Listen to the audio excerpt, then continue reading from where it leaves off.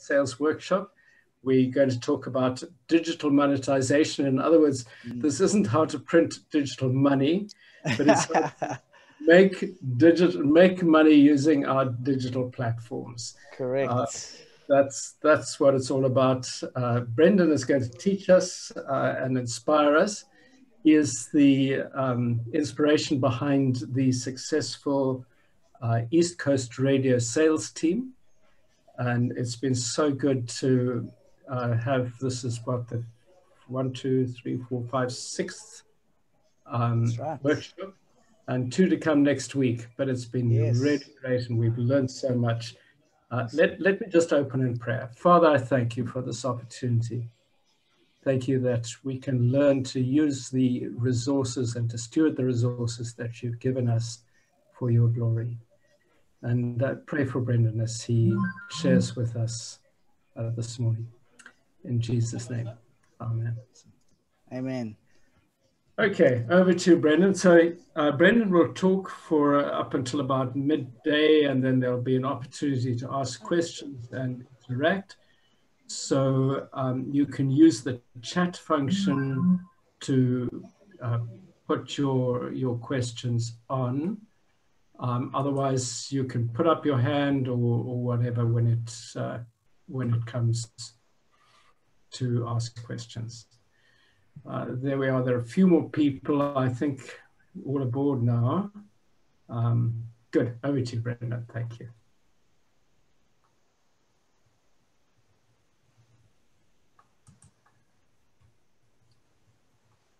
Sorry, please hold for 1 minute, Dave. Sorry. Yeah, no problem. Getting everything in shape.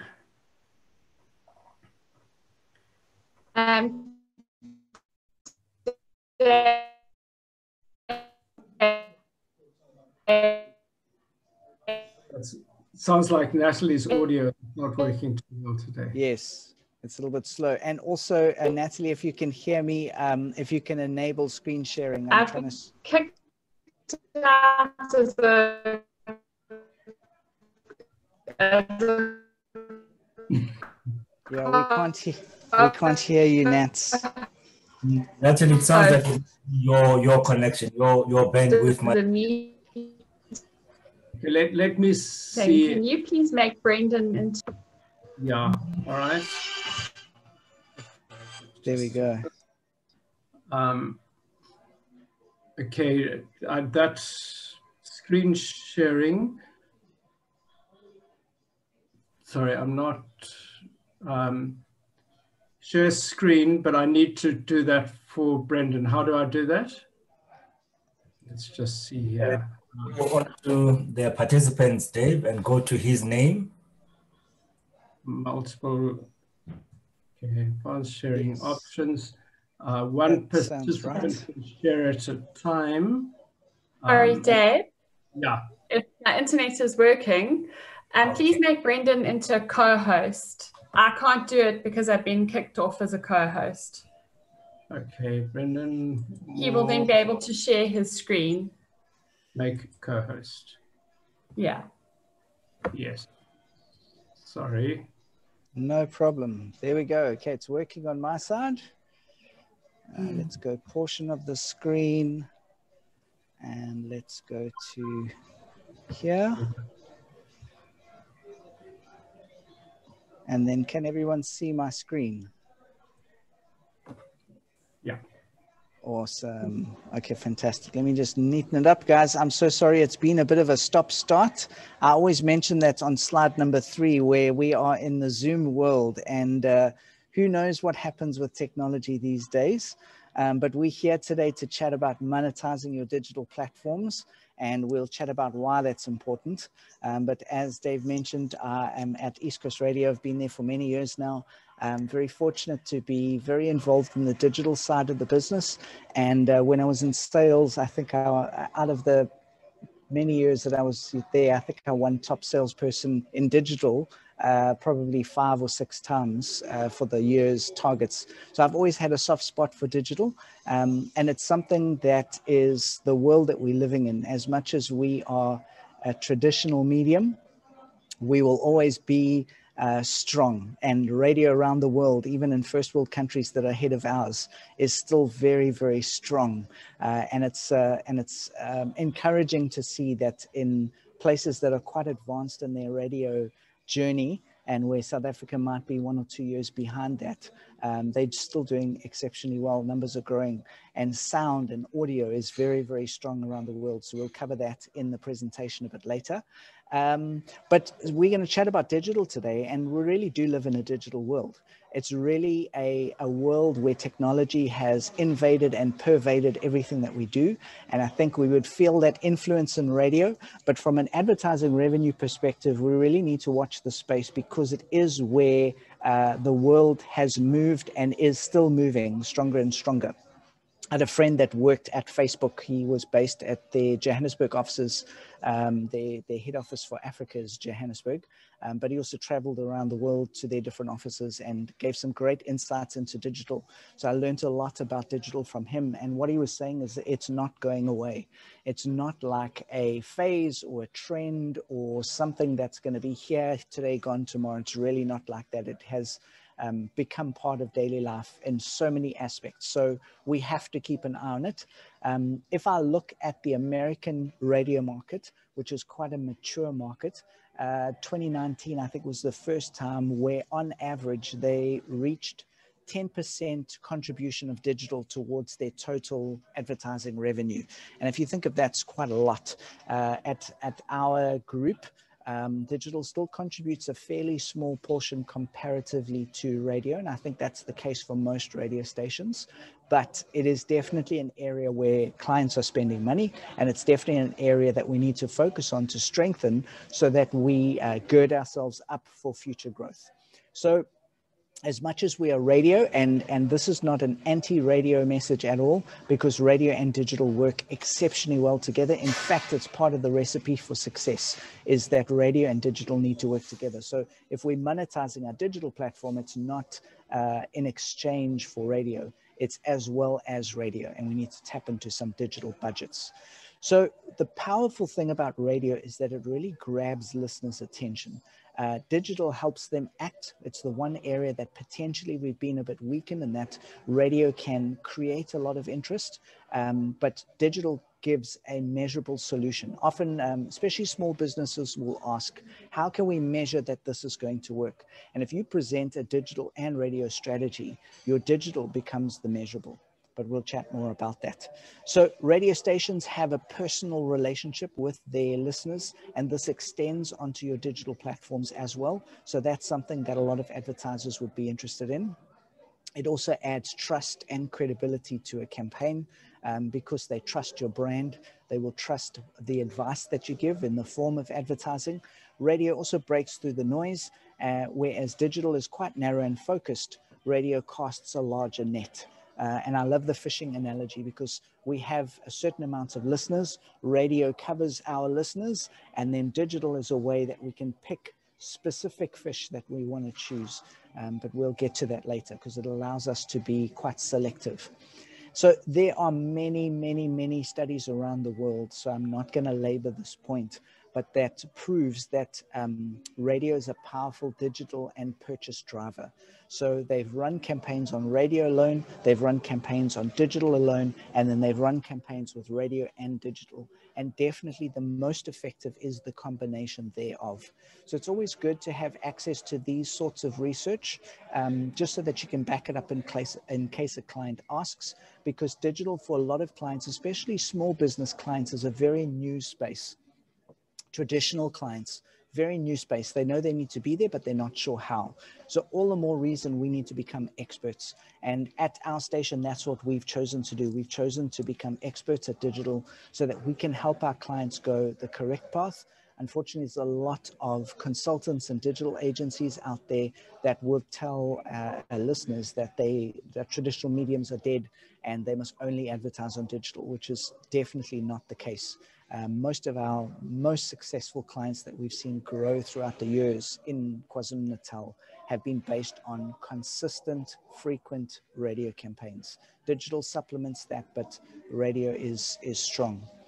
All right, so I just wanted to put up and it's almost hard to see this not as a brag slide. It's really not a brag slide. It's really to say this has been years and years and years of effort for us to get to where we are. And yes, we are very fortunate and blessed to have resources and teams behind us to help us grow our digital numbers. But we know, and we wouldn't have paid attention to this because we know that it's, I mean, we wouldn't have paid attention to this if it wasn't important, and it has been exceptionally important. So our website sees around 700,000 or 800,000 individual people every single month. And they stay for quite some time and they view multiple pages. Our streaming is up to, on average, about 100,000. Last month, it was 117,000 people that streamed. Facebook followers to our Facebook page, 341,000. Twitter's up to 506,000. Instagram is still growing, 67,000. Our YouTube channel, where we spend a lot of attention in building video, but we host video either on the website or on Facebook or other social media. We don't push people to the YouTube channel as much. And then podcasts are growing consistently. We used to average about 100,000 downloads a month. We're now up to 130,000, and we're seeing that increasing. And that's one of the spaces that we need to watch for the future. So that brings us to, and I've covered some of them now, digital options. What are the options that we have, tools at our availability to create some digital revenue? So first and foremost is the website, and I'm going to go into each one of these separately, but first and foremost is the website. We found the most digital traction from a revenue perspective from the website. Second, social media. Definitely lots of interaction, and there's this excitement about social media. Even clients who are not very digitally aware would spend some time and attention on the social media space. Podcast is one to watch. It is definitely one of the fastest growing around the world. Still fairly slow here in South Africa, but the predictions are in a year or two, as internet access becomes more affordable, that there's going to be an increase in podcasting. There already is. The numbers are small, but they are steadily increasing. Streaming is something I think we've had on our radio stations for quite some time, and it's a space for additional exposure, especially for clients who are looking for an affordable option. And then an app is it's a luxury. I would say it's a nice to have. Apps are very expensive to develop. They are great if you have funding for it, but if not, it's a non-essential. The only reason I like apps is because it gives access to these wonderful things that everyone carries around with them. But if you look at technology these days, through streaming, through Mobi sites and accessing websites through smartphones, you already have access to the phone. But the phone is part of our existence now. It's also part of the future for where we need to pay attention. So the recipe for success, just this is what we've learned over the last period of time at East Coast Radios. These elements make up a successful digital strategy. Quality. So I'm talking about the quality of not only the content that you have on your digital platform, but the quality of the target market that you're trying to approach is very important. So who are you speaking to? What are their demographics? What are their psychographics? What are their interests? And this is something that as community stations, we need to start paying a little bit more attention to, because the market, if you look at the principles of marketing, it's price, product, place. And the place that the advertising is promoted on relates to the people that we are accessing. So in radio and in advertising, we give people access to a market, and a digital market, we can start to quantify a bit better based on our social media, but also based on information that we gather from listeners. So the quality of the market is important. Obviously, the quantity is important. It doesn't mean that you have to have mass market. You need to have hundreds of thousands of people, but the quantity as far as representing a section of our society that we would like, or advertisers would like to target. And then engagement is very, very important. Are they engaging with the content that you are sharing on your digital platforms? Are people watching, listening, sharing, etc.? And then activity for me is slightly different to engagement. Engagement is almost paying attention and consuming. Activity is, are they posting? Are they actively commenting? Are they engaging with you? Are beyond just listening. They're actually committing an action now. And so this is important to advertisers, obviously, because branding is about creating awareness and for them to listen to the message. But call to action is where they hear the message and they respond to it, which ultimately most advertisers, that's what they're looking for. The trend is moving away from brand awareness type campaigns and more to call to action campaigns. And that's where digital plays a great role. And then I wanted to find a word that would capture what I was looking for, and the word freshness came to mind. And digital is an interesting thing in that it could be viewed as static, but it really shouldn't. Our story for Facebook started many, many, many, many years ago when we heard about this Facebook thing as a station, and we thought, gosh, we're hearing about it more often, we better play in the space. So we created a page and we put some pictures up, and then we came back a week later, and I think there were 6 or 7 likes on that page after a week. And I think 5 of those likes were staff, and 2 of them were people we didn't know. And we were like, what is this Facebook thing? And so it's evolved since then in that we really put a lot of time and attention there. Each of the primetime shows, so breakfast and afternoon drive time, have their own full-time social media producer that drives social media for that show alone. And then we have a head of digital who looks after our website and our social media. So we invest a lot of time and attention because that is where people are. And as a listener, it's, as a radio station, it's about access to a market, like I said. So freshness is very important, keeping your content fresh, changing it on a regular basis. If I read a newspaper today, I'm not going to go back and read the same newspaper tomorrow, as an example. So our websites, we often see as static. We put up some pictures and we put up some information and then we leave it like that. And unfortunately, that's not going to cause return business. It's hard enough to get anyone to a website, and the bounce rate, which is the time that it takes for someone to make a snap decision as to whether they stay or they go, depending on different research, is between a second and 3 seconds. Once they open up your homepage and they look at it, they make a snap call like, yes, I want this information, or no, I do not. And if they don't, they're out of there. So we've got to keep the information as fresh as possible. So the website I mentioned as top of my list, as far as I'm concerned, it's the most versatile of the options. Social media comes a close second, but it's the most versatile. And I believe it's the easiest to monetize. It's close to an outdoor billboard, if you think of it in that way, in that you can put up some advertising and people can see it and they can click on it and they can respond to it. So I like the stability and the control of a website. It also creates an association with your brand, which is something that's very, very important. So radio is our key method of communication, and I've put a cycle there because what we want to do is create cycles of engagement.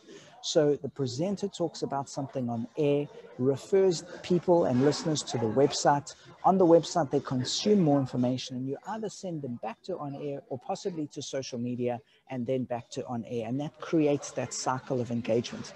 And that has been the secret to our success when it came to our digital numbers, is that we've created that cycle on a daily basis, and our presenters take ownership of it in a big way. So they help us create that cycle. So they're fueling the cycle, if we can call it that.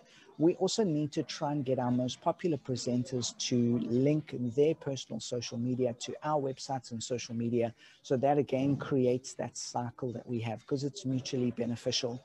So the one thing that we try and do on our website is we try and obviously give information and content that is interesting to our listeners.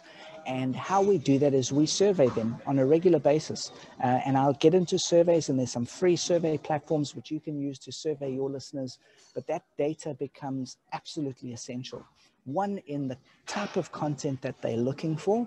And there's some easy givens based on your radio station format and the music that you play and the content that you have on air. It's easy to duplicate that online, but it's also great to ask your listeners, what content would you like? What are you interested in? What would you like to see more of? What would you like to see less of? But we'll chat a bit more about surveys later. So there's a lot of images in here from East Coast Radio because that's the brand that I know and that's the experience that I have.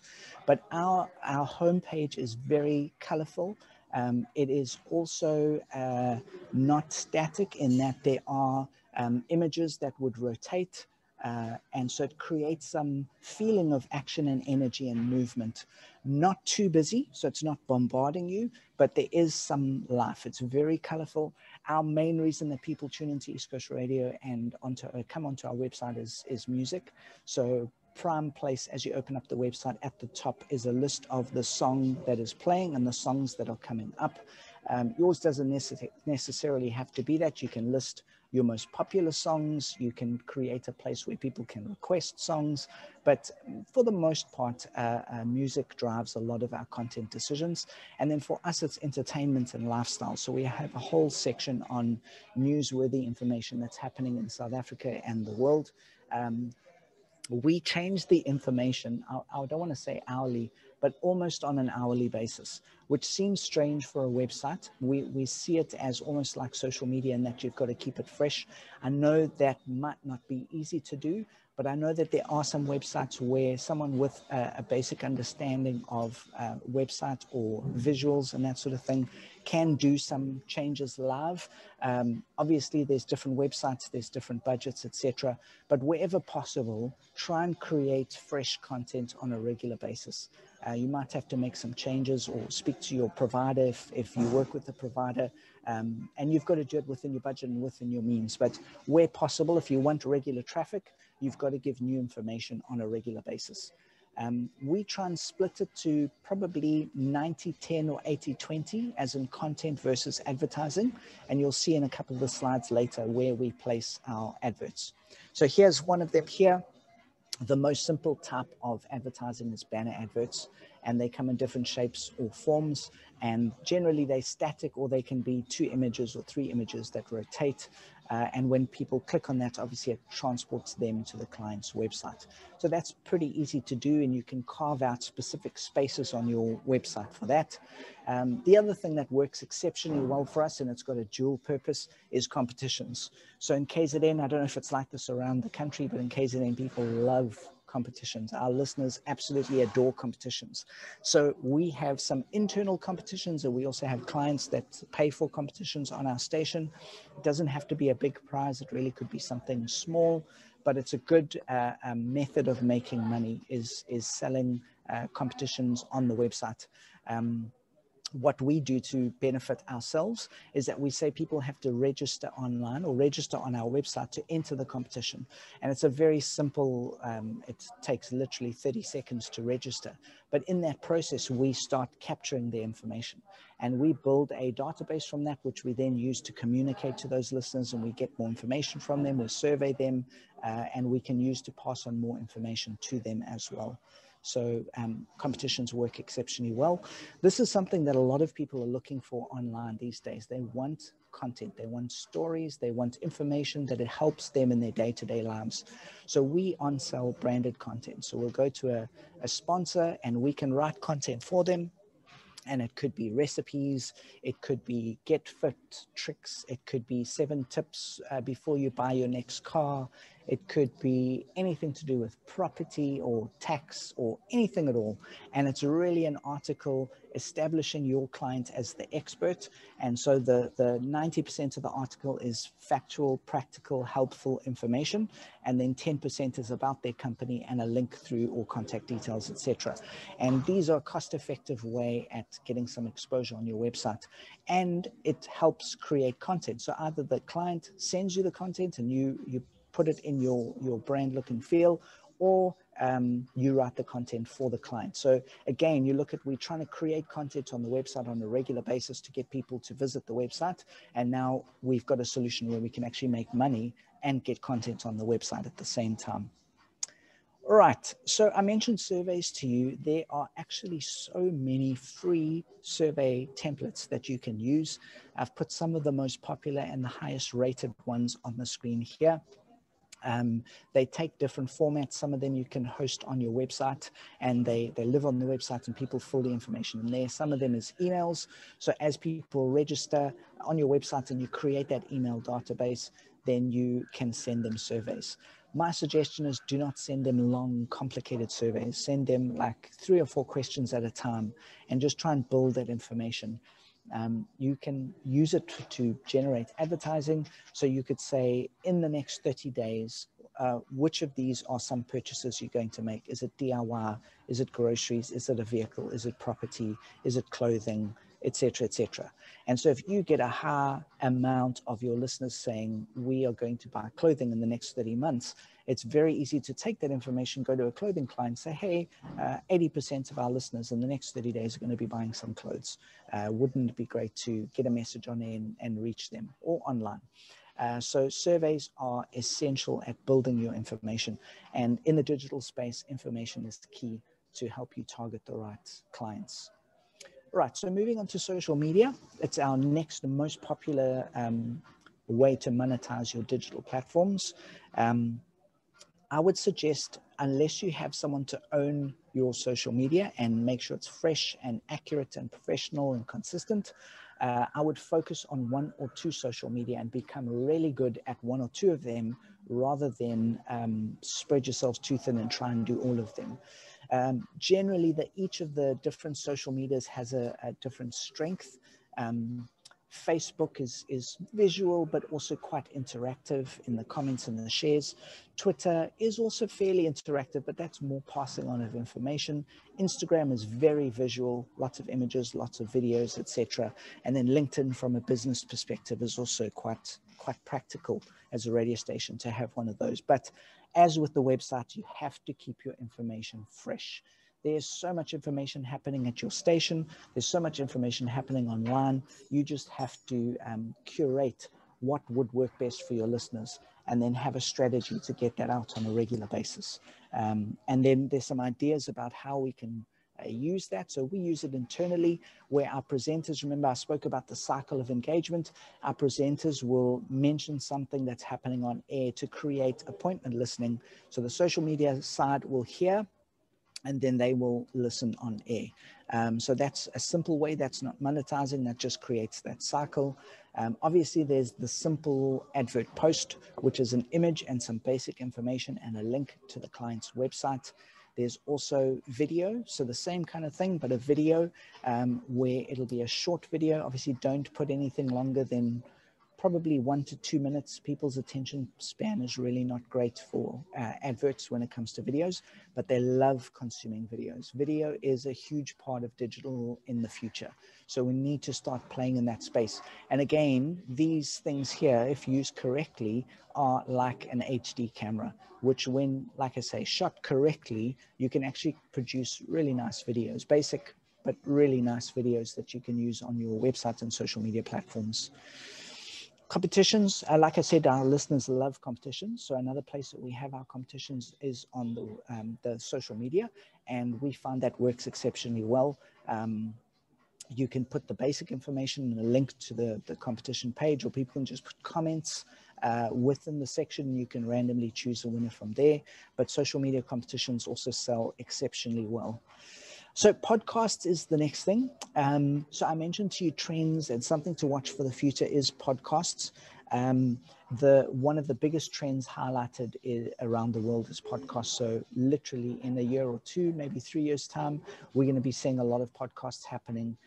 We've already started here, and really it comes down to on-demand audio. That's what is really popular. So on demand in general. So and Netflix and YouTube and Showmax and these sorts of things are on demand video, and they are growing exponentially. If you look at the DSTV space, they've also moved into the on demand space. And for audio, from a podcast, and the other thing to watch very carefully is storybooks. So audiobooks, we'll get to that later. But podcasts are a great place for re-listened content. If you've got the technology to be able to do that, you can record portions of shows, interviews, anything important that happens on air, and you can have it as a secondary exposure on your website. So people can listen to it again if they missed it. You can create long versions of interviews and post them on your podcast page. And then those can obviously be shared, which is great. So it's additional exposure. How we get exposure here is we add an advert at the beginning of the podcast. So again, you need to have the technology to do that, but you can play an advert. So a client might be in the business space, you might have a business report, and you can put the advert at the beginning of the audio of that business report. Or on the podcast page, you can put up some banners. So the other thing that we've done is, again, people are hungry for content and they're hungry for on-demand. So we have created on-demand content in the audio space, and a variety of things focusing on different lifestyle stages, etc. So if you've got a lot of people in a rural area, you could have an agricultural or a farming podcast. If you are in the city and sport is popular, for example, then you might do a sporting podcast. There's lots of different areas you can focus on. And again, you can on-sell some audio within that podcast to your potential customers. So streaming is another place that a lot of radio stations have, and I've been onto one or two of the stations that are part of ACM, and I see that there is streaming that happens. We use streaming again for banner advertising. So if we want to put a banner on the streaming page, or what is proving to be very popular is, again, you insert the radio advert at the beginning of the stream. So the advert plays, so a client can sponsor a particular stream or your streaming in general, and you can put the advert at the beginning, the middle, and the end of the actual streaming portion to do that. And it's another way to make some money. So I mentioned the app is a bit of a luxury. App development is extremely expensive. We've done it on our side because, again, we want to get the mobile platform. We want to make sure that we're reaching people wherever they are and not just when they're next to a radio or in a car. And so one of the ways we do that is through our app. It's really somewhere where people can listen to music. That's the main purpose, but they can also enter competitions and listen to some of the features that have happened on radio. So again, we do banner adverts and we do audio adverts. The benefit of advertising on our app is that if they see an advert, they can click on it and it can take them through to a client website. It's still fairly new for us, so we're still developing that space, but it is something to watch for future. And speaking of future, we have to keep an eye on what's coming so that we know what to do now. So we prepare ourselves now for what is coming. And I mentioned this to you earlier. This is a stat I showed in a previous presentation. Digital represented in the year 2019 represented 50% of all advertising revenue. That is a huge amount of money. So if we don't start playing in the digital space, unfortunately, we are going to get left behind. And clients are being sold, a lot of clients are being sold this thing of digital only, not even digital first, digital only. So a lot of clients are putting all of their budget into digital, and we as radio are losing out. So we've got to get out there and we've got to make sure we have digital solutions, but we promote digital and radio as a combination. All right, you might not be able to see this, but this is just the audio and podcast market and a few other markets, which are markets to watch. I've highlighted the ones where we could potentially play. So podcasting is something that as radio stations we should get involved in because it's on-demand audio. Audio books, I mean, whether that's something radio stations can get involved in or not, but it's a space to note. A lot of the research and the studies are saying that audiobooks sales have increased dramatically. You think of the culture that we're living in, of a busy lifestyle, and we don't have time for a lot of things. We don't maybe have time to sit and read a book, although there's a lot of people that I still love a traditional book. A lot of space has gone into the digital reading, so on a tablet or on an e-reader, but it's moving away from that to, I don't even want to touch it now, I just want to listen. And so people are listening to a lot more audiobooks than ever before, and that's a trend to watch. Ad-supported video on demand. So I just noted that because the amount of video consumption is dramatically increasing. So if you're not playing in the video space as a radio station, you need to be there as well. We've created a videography department where we have 3 full-time staff that do video for the station, but also for clients. So it's a space you want to do some investigation in. It's quite an expensive a place to move in because of the equipment, but I suppose radio can be compared to that. But like I say, if done cleverly and if a person has a good eye, this device can help them very, very much. And then radio obviously is still very, very strong. Okay, so practical. I always save the practical for the end. Here's some possible solutions that you can put in place to make sure that you increase your digital spend. So this is just a snapshot of what we call our digital deck. We've put together a PowerPoint presentation which has got a few slides which visually show our website, our social media, and some of the packages that we offer. Just makes it easier for salespeople to have something to either email to a client or sit in front of a client and present from, especially because website is a visual medium. So the next thing is classifieds. I'm trying to find an example of a good classifieds. We don't have classifieds on our radio station anymore, but it's a business directory at the end of the day, and it's very easy to include on your website. And again, you want to give people reasons to visit your website.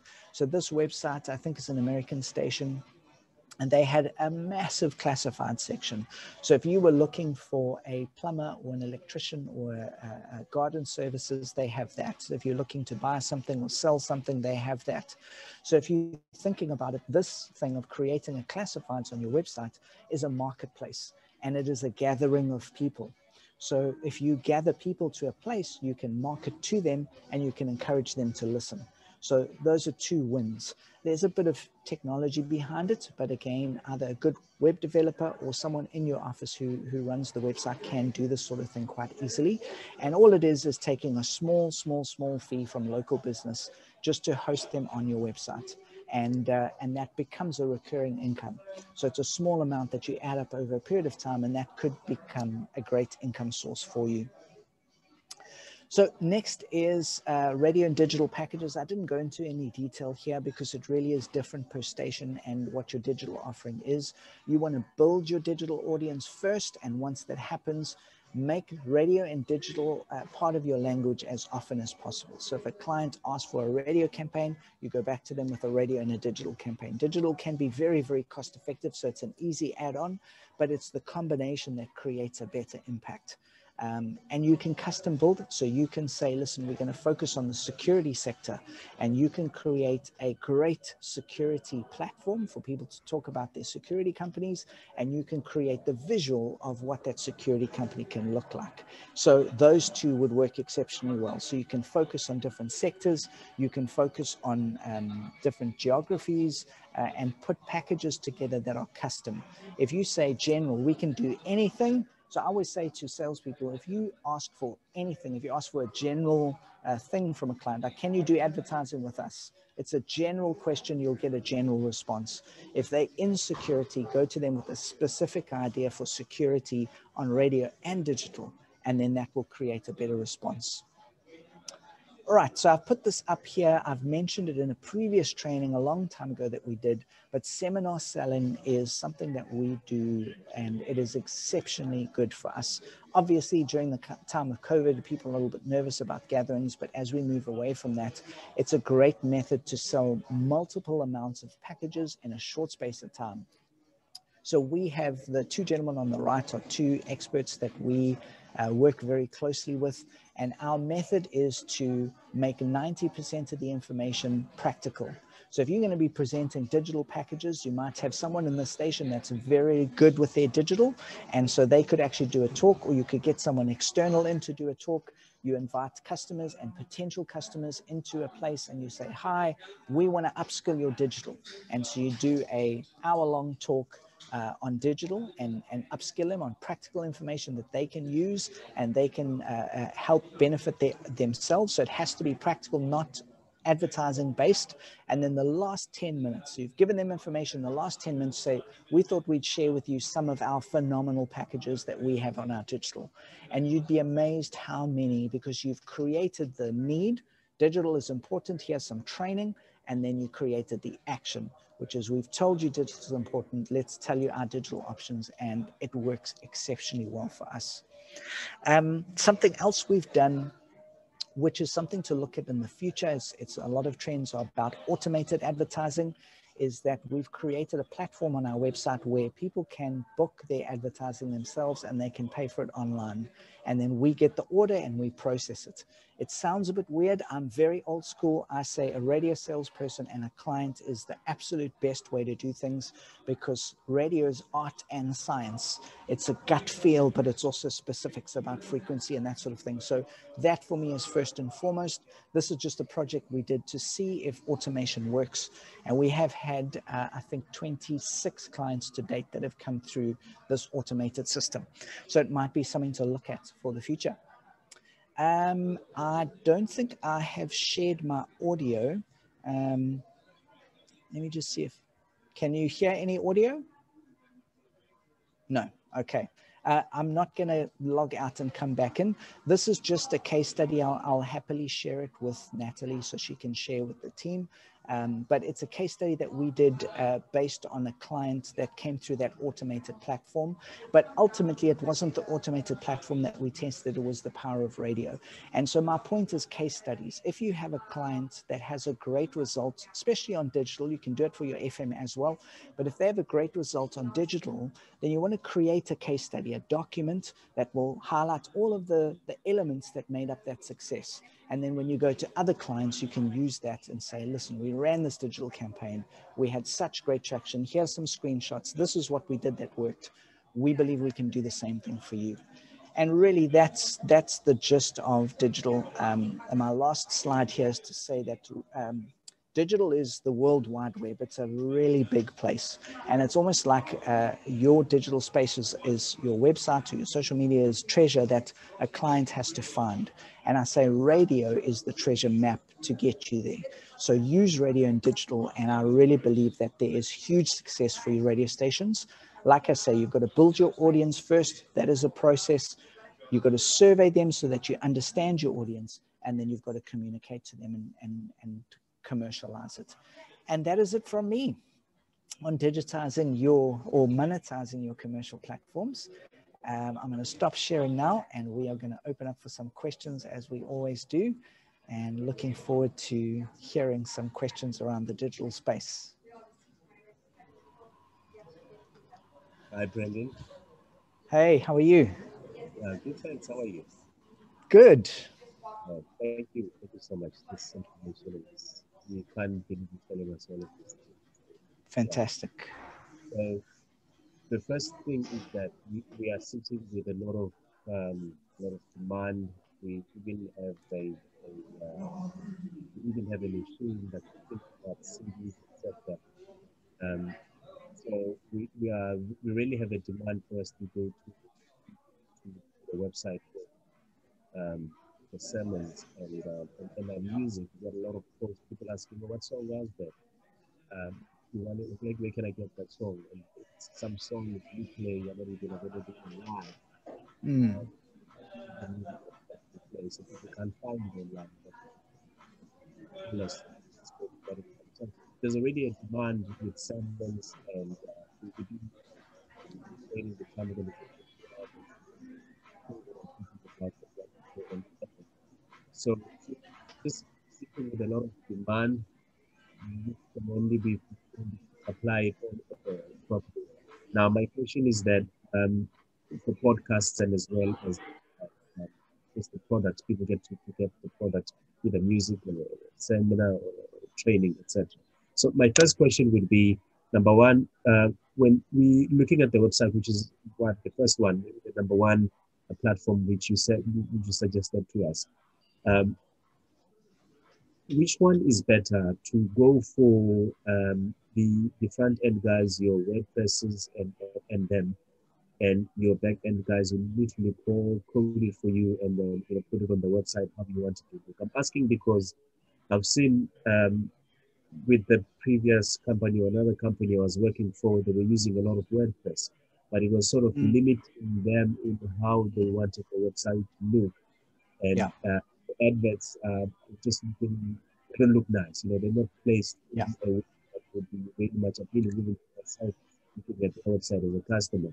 But when I look at the people that have got their own developers, it's like they're able to place a website advert in a place or in the part of the corner where they want, because they're not limited. But then it would be obvious that we should move for developers. But then again, there's the issue of being short-staffed, and we cannot have a dedicated person for the website and keep uploading, etc. So which one do you think would be best to go for? As well, in our case, seem to have a demand. Like I said, during the lockdown, before the lockdown, even now as we're coming out, we still get people asking about a certain song that played at this time of the day, or requesting a sermon. And the only way we can supply them is through a CD, and Comcast don't come out with CD players anymore. So we really have to go and activate on the website. But we just looking at developing one, and we want the best advice we can get for the resources that we are able to have. Yeah, so it's a good question. So so the audio on your question was ducking in and out, but if I'm understanding correctly, it was you want to understand what is the best platform almost, or what's the best method to develop your website. And you were saying that WordPress is quite limited, and then if you have a personal web developer, you can have a more customized solution, but obviously it's more expensive. So you were saying what's the best, which is the best? Okay, good. It unfortunately it comes down to budget, and websites very much so are what you put in is what you get out. And WordPress is a lot more cost effective and simpler to use, but exactly that, it's templates. So it's very limiting with what you can do. But I find if your budget is limited, and WordPress or one of the other platforms, I'm trying to think of the other name. I'll think of the name. I can't think of it right now, but I'll find out and I'll let you know. Those are the two most cost-effective platforms, and they're a little bit restrictive. But if you get someone who's got a visual mindset, you can actually make them look phenomenal. You can really make them look phenomenal, even though you set in structure. First prize obviously would be to get a web development company or a web host company that can assist and guide you. But I mean, I've heard some ridiculous numbers about companies that charge astronomical fees, and it's really difficult. Throughout this group here, maybe it's about sharing resources and saying who on this call or who in the ACM has had an experience of a web developer that does great work, customized work for not an expensive price. And that's probably going to be your best call, because there are some really great developers out there that charge next to nothing. They charge a very small hosting fee and a very small designing fee, and then they custom make it. And then it's just, they can actually train someone in your office to then maintain it and change the information thereafter. So it unfortunately is budget dependent, but I think there would be someone on this call within the ACM that would be able to refer someone who would be able to assist. Cool. Brenden, if I could just put a comment in on that as well. My experience, having overseen quite a lot of websites, I mean, we went through many at Vuma, then I've done various ones at CM and other organizations. A lot of it has to do with whether you know what you want from your website. And that also comes with a bit of experience, because you can do just about anything with WordPress. It's pretty versatile. Yeah. But you need to know what you want and to communicate it well to the person who's doing the WordPress. Yeah. And if you are vague, then they will be vague. So, but it does come, look at a lot of other websites. And that's what I was going to suggest. Of what other people are doing and what you can model it on, that will do the job for you. Yeah, I would pick up from that and just say that there's so many radio station websites around the world. So what I did is, just to get an insight into radio stations and what they were doing, is I would go beyond the borders of South Africa, and I'd looked in Europe, I looked in the States, I looked in Australia, and there's some really great websites and there's some really terrible websites. But I would find elements that I liked and elements that I didn't like, and then build on it from there. I mean, I look at the East Coast radio website that looks really colorful and so on. Yeah. And what comes to mind, I suppose, for someone would be, yes, it's a music station and there's a lot of entertainment. So, and you seem to be hosting a lot of artists or celebrities and that sort of a thing. So it sort of makes it easier to make it that colorful and for one to relate to it as well. But I also like that you say every show then on your station has its own website person. Is this person there full time, or is it 1, 2, 3 people a day, or does each show actually have its own website, a person who's responsible for social media? Yeah, so we have a company in our group that focuses on websites, and so they do a lot of the development work for us. But we have a lady that's based in the office full-time, like a Monday to Friday, 9 to 5 kind of job.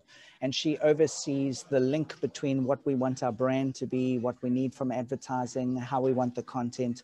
And she oversees, so she gives them instructions. But then when I was talking about the shows having their own people, that's from a social media perspective. So Breakfast has a lady that works for them from 6 a.m. till 12 p.m. and she focuses on their social media alone. And then Afternoon Drive has a person from 3 p.m. till 6 p.m. that focuses on theirs. But we also have a station social media person that oversees the station social media. So we put a lot of time and attention in that space. And as you said, that investment is worth it then, because it's bound to grow from here. As you said, digital is here to stay. Yeah. Yes, 100% correct.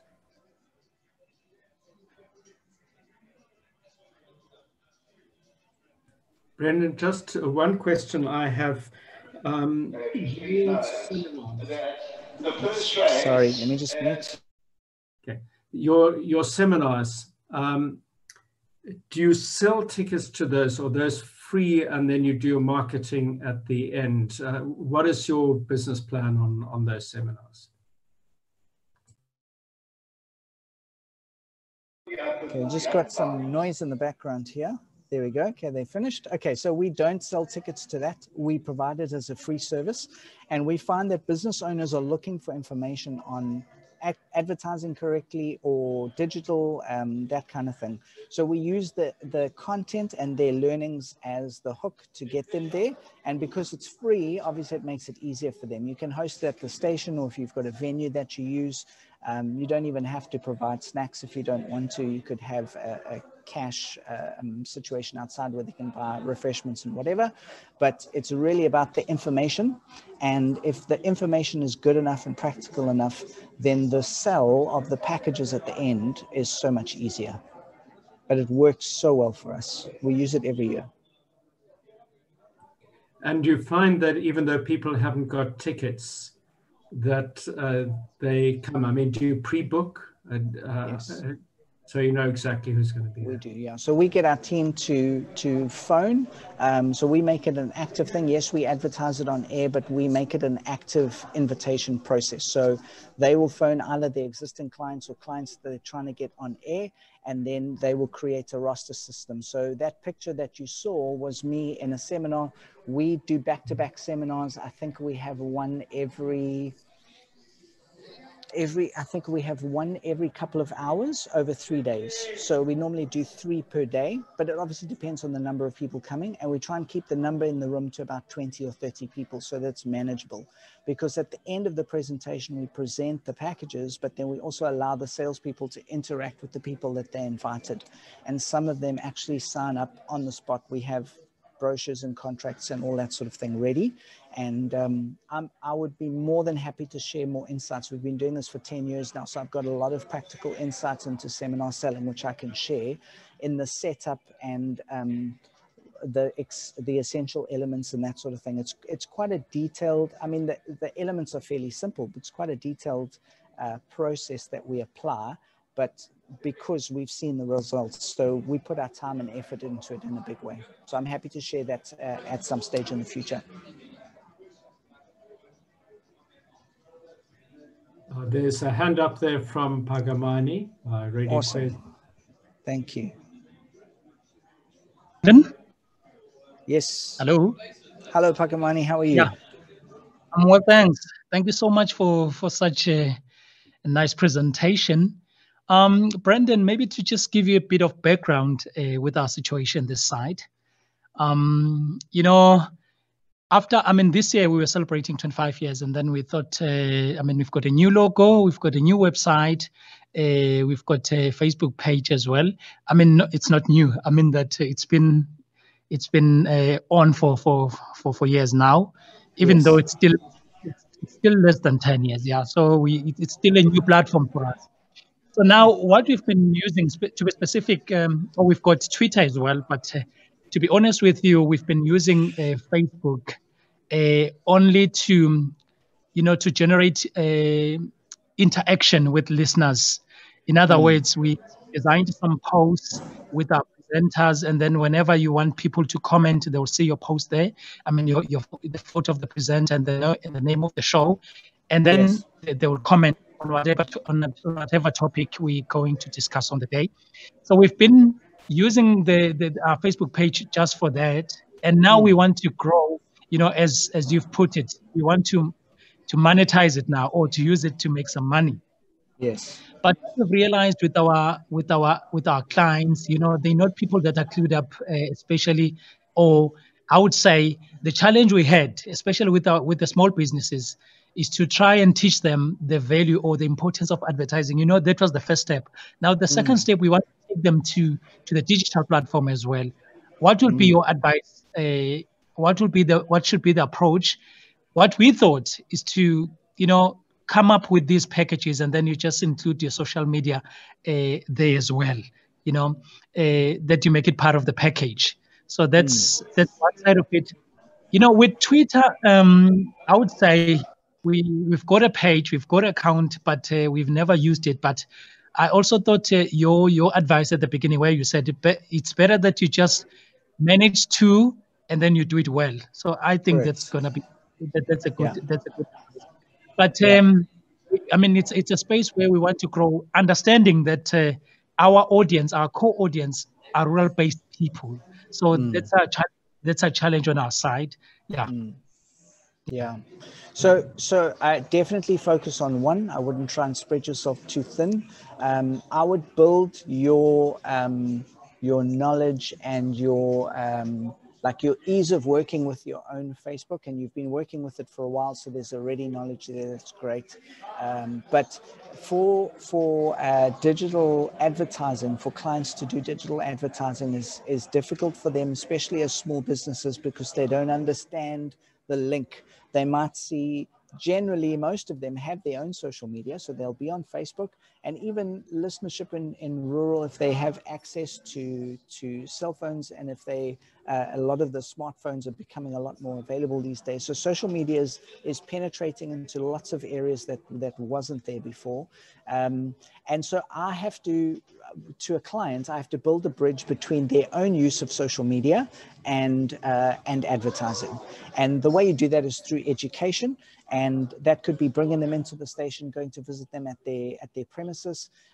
Often what I will do is I'll look as their business if they have a Facebook page. If they have a Facebook page, then that's half of your battle won, and saying to them, listen, you've seen value in Facebook, allow us to help you share some of our learnings to help you grow your Facebook.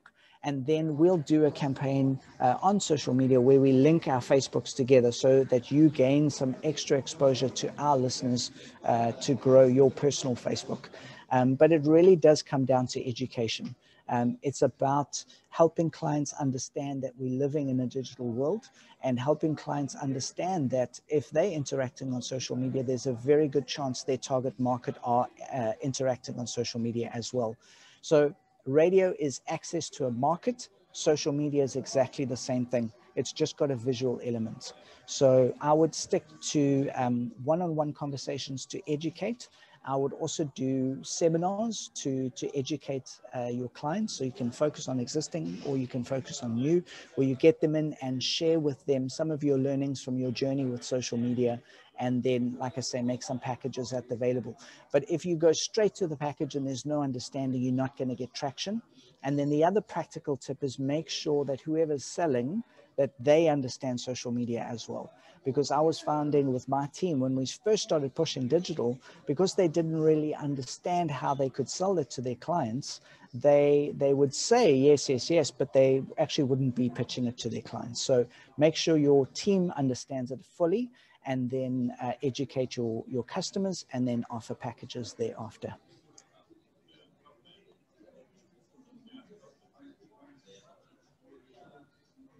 Okay, I see there's a message from Radio Veritas asking me to go to their website. Absolutely, we'll definitely do that. I've got an appointment straight after this, so definitely won't be able to do it now, but I will pop onto your website, and I'll connect with you. I'll get your details, and I'll connect with you with some honest opinion. And the same thing is open for anyone that's on the call today. If you want me to have a look and just give some top line insights, I'm more than happy to do that. Absolutely.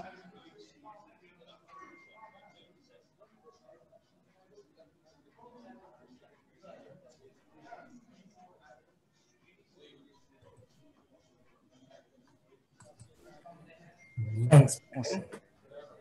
Perfect. Any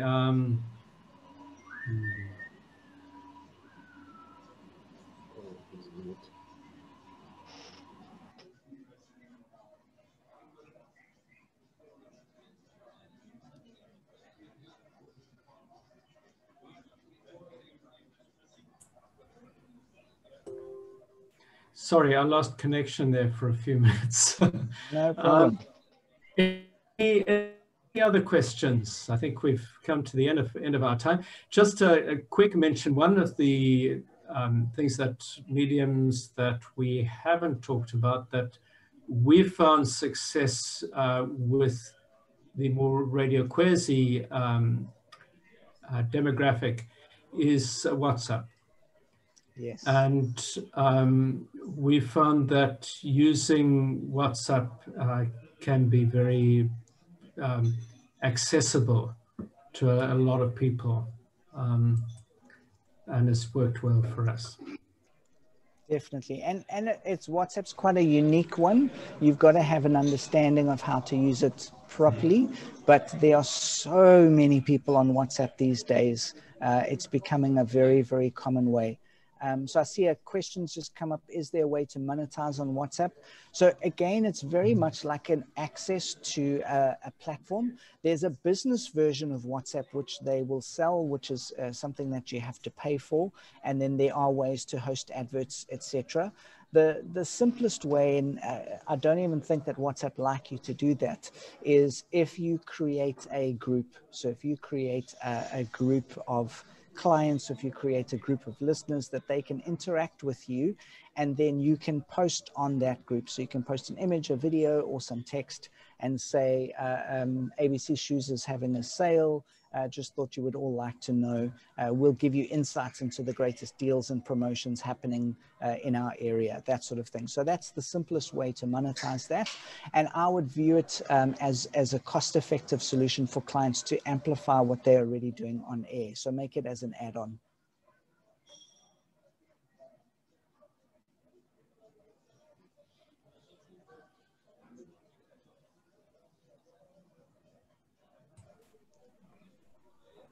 Okay, so yeah, a few other requests there. Sorry, just Veritas. Okay, I think we've come to the end of our time. If further interaction with Brenden, he's very enthusiastic to help us. Thank you so much. And the sort of doorway to go through is if you can send information to Natalie, and then she will send it on to Brenden for comment. Thank you so much, Brenden. Thank you for everyone participating today. This is an exciting field, and it has a lot of potential. Like everything else, it requires a lot of hard work, and you can see how much East Coast puts in there to actually make it happen. So we've just got to decide how we're going to start and push through it bit by bit, because we can't all become East Coasts overnight. But at least we need to head for growth in the right direction. Thank you so much, Brenden, and thanks everyone. Awesome. Thank you, everybody. It's been really awesome chatting to you again. We will see you soon. Have a great day. Cheers, Thank you. guys. Bye.